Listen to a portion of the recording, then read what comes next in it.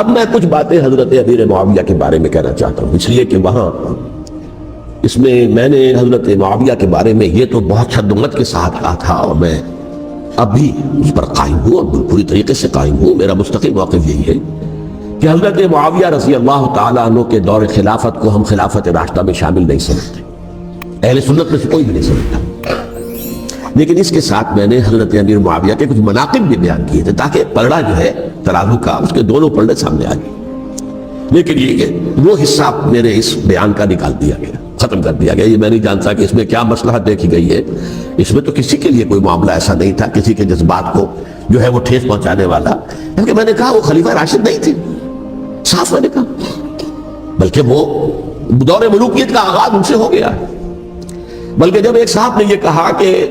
کربلا کے بعد سے دور ملوکیت آ رہی تھی، تو میں نے کہا نہیں جناب، دور ملوکیت تو 20 سال پہلے پوری ہو چکی تھی، شروع ہو چکی تھی۔ حضرت امیر معاویہ کے بھی 20 سال جو ہے وہ دور ملوکیت میں شمار ہیں۔ انہیں کسری العرب بھی کہا گیا، عرب کے کسریٰ جو شہنشاہ ایران کا خطاب تھا، حضرت معاویہ رضی اللہ تعالیٰ عنہ کو کسری العرب کہا گیا، عرب کا کسریٰ یہ۔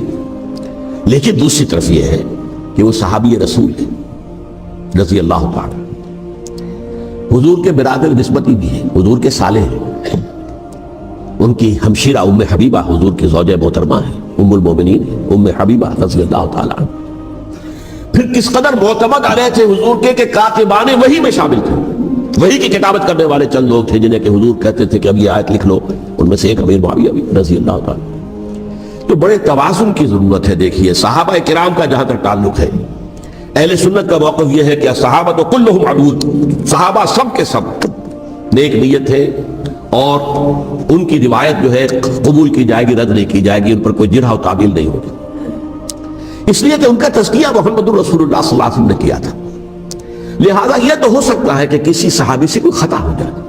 لیکن وہ خطا اجتہادی ہوگی، نیت کی خطا نہیں ہوگی، نیت کی غلطی نہیں ہوگی۔ اگر کسی صحابی کی نیت پر حملہ کیا جائے تو یہ اصل میں طعن ہے، حملہ ہے حضور پر کہ وہ تربیت دے نہیں سکے اپنے ساتھیوں کو، معاذ اللہ ثم معاذ اللہ ثم معاذ اللہ، وہ تزکیہ کر ہی نہیں سکے۔ 3 جگہ جو قرآن میں آیا ہے یتلو علیہم آیاتہ ویزکیہم، تو کیا تزکیہ کیا؟ اگر ان کے قریب ترین ساتھی جو تھے، اگر ان کے اندر بھی بدنیتی تھی اور دنیا کی طلب تھی اور دنیا کے اندر اقتدار حاصل کرنے کا جذبہ تھا، تو پھر کیا تزکیہ کیا؟ معاذ اللہ ثم معاذ اللہ۔ لہذا صحابہ سب کے سب عدول ہیں اور ان سے اختلاف ممکن ہے، لیکن ان کی نیت پر حملہ نہیں ہو سکتا۔ تو حضرت امیر معاویہ کی شخصیت ایک چیز ہے، آپ کا دور خلافت دوسری چیز ہے۔ شخصیت کے اعتبار سے صحابی رسول ہیں، برادر نسبتی ہیں حضور کے صلی اللہ علیہ وسلم، اور پھر یہ کہ اس قدر معتمد علیہ ہے صحابہ میں سے کہ وہ کاتبان وحی، یہ عام آدمی کے کرنے کا کام نہیں تھا جو وحی کی کتابت کرے اللہ کے کلام کی۔ البتہ یہ ہے کہ جیسا کہ میں نے عرض کیا، ان کا دور خلافت راشدہ نہیں ہے، وہ ملوکیت کا دور ہے۔ یہ میں نے عرض کیا، میں نے ایک صاحب نے جب یہ کہا کہ ملوکیت شروع ہو رہی تھی، میں نے کہا شروع نہیں ہو رہی تھی، ملوکیت تو 20 سال پہلے شروع ہو چکی تھی۔ اسی طریقے سے ایک صاحب نے کہا تھا کہ اسلام کو قائم کرنے کے لیے حضرت حسین میدان میں آئے، میں نے کہا یہ بھی غلط ہے، اسلام تو 60 سال پہلے قائم ہو چکا تھا، نبی اکرم صلی اللہ علیہ وسلم کے دستے مبارک سے اسلام قائم ہو گیا، جاء الحق وزهق الباطل ان الباطل کان زهوقا۔ پھر 30 برس تک وہ کامل شکل کے اندر قائم رہا۔ تو اسلام جو ہے وہ جو ہے در حقیقت اب قائم کرنے والی بات نہیں تھی، البتہ اس کے اندر زوال شروع ہو گیا تھا۔ اس زوال کے عمل کو روکنے کے لیے حضرت حسین میدان میں آئے۔ یہ چیز کو صحیح تاریخی پرسپیکٹو میں رکھنا، تو جس طرح سے دین کو قائم کرنے کے لیے نہیں، قائم تو کیا محمد رسول اللہ صلی اللہ علیہ وسلم والذین معہ رضی اللہ تعالیٰ عنہ، انہوں نے کیا تھا۔ ہاں اب جو ہے وہ اپنی اس شاندار حیثیت سے نیچے گرنے لگا تھا، وہ میں بعد میں عرض کروں گا کہ میں نے اسے کیا عرض کیا تھا کہ یہ اس زوال کو روکنے کے لیے کسی طریقے سے یہ اپنی اصل حقیقت پہ قائم رہے، یہ حضرت حسین رضی اللہ تعالیٰ عنہ کے سعی تھے۔ اچھا، حضرت امیر معاویہ کے جو 20 سال ہیں وہ پورے امن، سکون، اطمینان، کوئی جھگڑا، کوئی فساد، کوئی اختلاف، کوئی باہمی فانہ، کچھ 20 سال، یہ بھی تاریخ کی بڑی چشم کشا حقیقت ہے جو عام طور پر لوگوں کے علم میں نہیں۔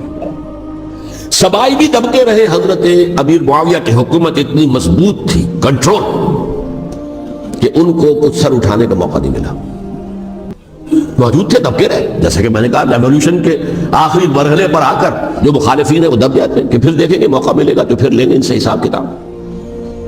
20 سال رہے ہیں پورے امن کے، 10 سال کے بعد یعنی درمیان میں ہے حضرت امیر معاویہ کا عہد خلافت۔ ایک صحابی جو کہ بزرگ صحابہ میں سے ہیں، مغیرہ ابن شعبہ رضی اللہ تعالی عنہ، وہ آتے ہیں اور وہ کہتے ہیں کہ دیکھیے امیر المومنین، کتنی بڑی خانہ جنگی رہی تھی مسلمانوں کی آپس میں، اور اب بھی اگر آپ کسی کو نامزد کیے بغیر چھوڑ گئے امت کو تو پھر خانہ جنگی ہو جائے۔ 1 لاکھ اس وقت جو ہے وہ ہلاک ہوئے تھے، نہ معلوم اب کتنے ہلاک، لہذا آپ اپنی زندگی ہی میں نامزد کر دیجئے کسی کو خلیفہ، ولی عہد بنا دیجئے۔ حضرت امیر معاویہ نے ابتداءً جو ہے انکار کیا نہیں، لیکن ان کے دلائل ایسے تھے وزنی، اور میں سمجھتا ہوں کہ وہ بات صحیح تھی جو مغیرہ ابن شعبہ نے کہی، اس لیے کہ اب صحابہ کرام میں سے جو کبار صحابہ تھے وہ تو سب دنیا سے رخصت ہو چکے تھے، اب تو یا صغار صحابہ رہ گئے تھے جو حضور کے زمانے میں بچے تھے، حضرت حسن، حضرت حسین، عبداللہ ابن زبیر، یہ بچے تھے نا، یا تو وہ تھے، اور یا بالکل نو مسلم تھے، اور نو مسلموں میں بڑی تعداد وہ تھی جو ایرانیوں کی تھی، شامیوں کی تھی، ادھر کی تھی، ادھر کی تھی، تو ان کو تو ظاہر بات ہے کہ تربیت نبوی سے کیا خلافت راشدہ سے بھی اکثر و بیشتر کو حصہ ملا ہی نہیں۔ تو اس صورت میں اب وہ اعلیٰ ترین معیار پر حکومت کے نظام کو قائم کرنا ممکن نہیں ہے۔ کوئی قبائلی عصبیت جب تک حکومت کی پشت پر نہیں ہوگی، حکومت مستحکم نہیں ہوگی۔ یہ گویا کہ ایک جس کو کہتے ہیں کہ حقیقت بینی، واقعیت پسندی، ایک آئیڈیالزم ہے اور ایک ریئلزم ہے کہ آپ فیکٹس آن دی گراؤنڈ کو غور کریں، سوچیں اس کے اوپر اور پھر کوئی فیصلہ کریں۔ اس اعتبار سے پھر حضرت امیر معاویہ نے بات مان لی اور بیعت لے لی لوگوں سے حضرت یزید کے لیے کہ یہ خلیفہ ہوں گے میرے بعد، اس کو ولی عہدی کہتے ہیں۔